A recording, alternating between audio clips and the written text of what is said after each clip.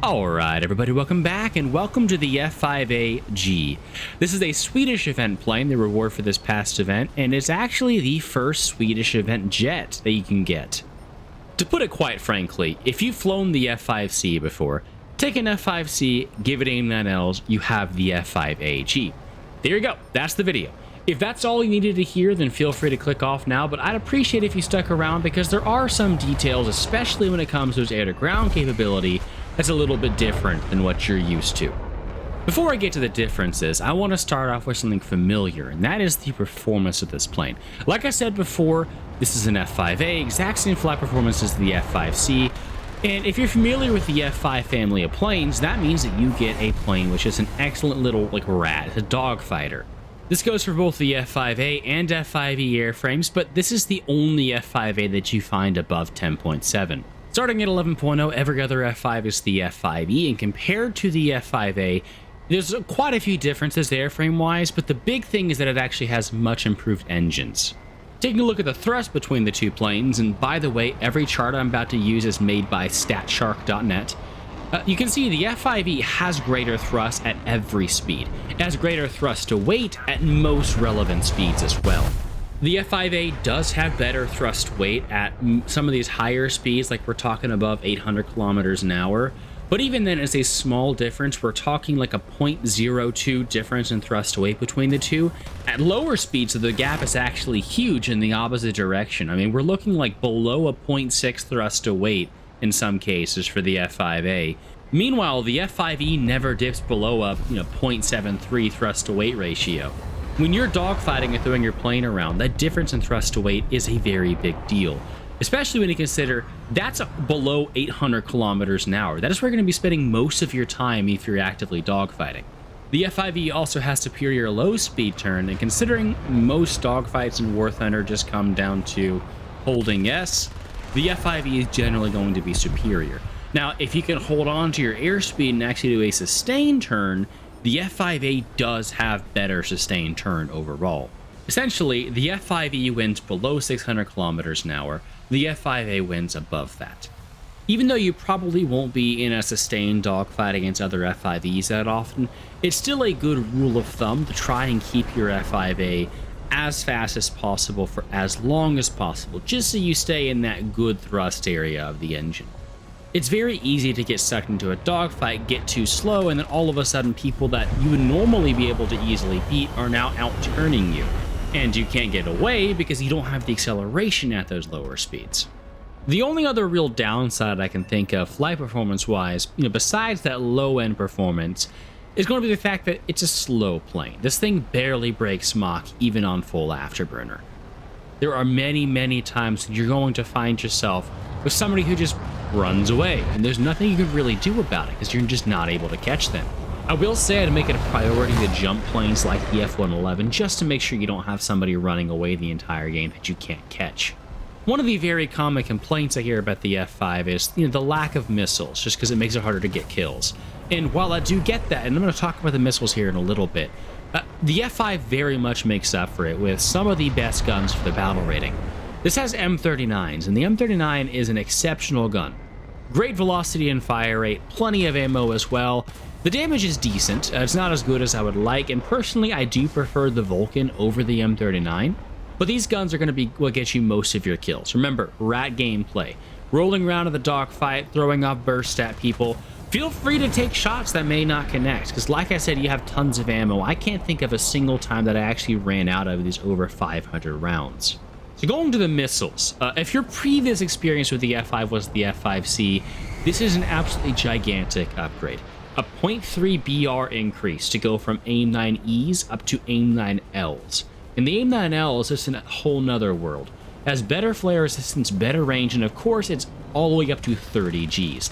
This is an excellent IR missile for the battle rating. As far as I'm aware, this is the lowest BR fighter to have the AIM-9L as well. Of course, we have attackers like the A6 and A10, but I can't think of another fighter. Like I said earlier, though, these are not going to be your main way of getting kills in this plane, partially because you only have two of them, and partially because, well, even though the flare resistance is better than something like the AIM-9J, for example, it's still not nearly as cracked as it used to be. Nowadays, basically, if somebody sees you fire the missile and they pop flares, the AIM-9L is going to be decoyed in almost every situation. I've even had cases where rear aspect against a Phantom at extremely close range, I had somebody manage to flare, which I was not expecting. The Phantom is a hot plane. That is, of course, assuming that you're actually fighting something that has flares, because you will find planes at 10.0 and 10.3 that are flareless. So if you see one of those, you can fire this missile from 2-3 kilometers, even more at higher altitudes, and easily annihilate them, because these are excellent missiles. Even when you're in matches like this one, where basically every opponent has flares, you can always use it from further away like I'm doing right here and hope that, well, they either don't see it or they don't flare properly like that guy did and lead it directly into his aircraft. Still, I would recommend brushing up in your gun skills and putting in lots of practice with these, because this is how you're going to be getting the vast majority of your kills. All it takes is somebody firing a missile for your AIM-9L to get thrown off course. The last big upgrade for ARB is going to be in, more the defensive side. It's not the countermeasures. It has the same countermeasures that the F-5C does at 60, but it's actually the RWR. I don't know if you noticed, but this actually does have, well, it claims to have target ID. All it really tells you is, does the target have pulse Doppler or not? But I mean, hey, it's better than the RWR the F-5C has, and it does actually pick up J-band, which is a big deal. Remember, the MiG-23 ML is at 11.7. You're going to be seeing that a lot. A lot of my games were up tiers to 11.7. And so being able to actually detect their R-24s when they're coming in is kind of a big deal. It does also get launch detection, and it has IFF as well, so you're not going to be getting constant false positives from your friendlies. The final change, and one that I saw a lot of people were excited about, is the fact that this does actually get guided air-to-ground munitions, not just the bullpup, which is technically guided, but a proper IR-guided missile. The problem is, to be quite frank, it kind of sucks. This is called the Penguin. It's actually originally anti-ship missile, but of course in War Thunder we're going to be using it in the air-to-ground role against tanks. It has a couple problems, one of which is that it's incredibly slow, in case you didn't notice, but the really big one, if you ask me, yeah, the stat card didn't lie in this case. It can't lock on the tanks until less than 2.5 kilometers, which is insanely close, especially at the battle readiness thing is that it's at 10.7 in ground RB. You're fighting proper SAM systems basically every single game. You can fight the top tier 11.7 ones, and to be quite frank, I was most of the time when I was playing this thing. I will say, in my opinion, this is still good cash for the battle rating. You get 4 bullpups, which you can guide in yourself.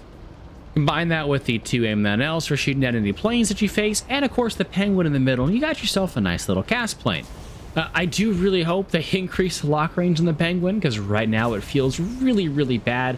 But overall, I would say this was a good addition for, the Swedish cast line. Before this, your only option for that 10.7 Swedish lineup was the AJ-37, which, it gets 2 Mavericks, but that's really nothing amazing. This is definitely improvement, and because this is still a fighter and that is an interceptor, you can actually spawn them back to back without a penalty to either one in terms of spawn point cost. I hope y'all enjoyed the video.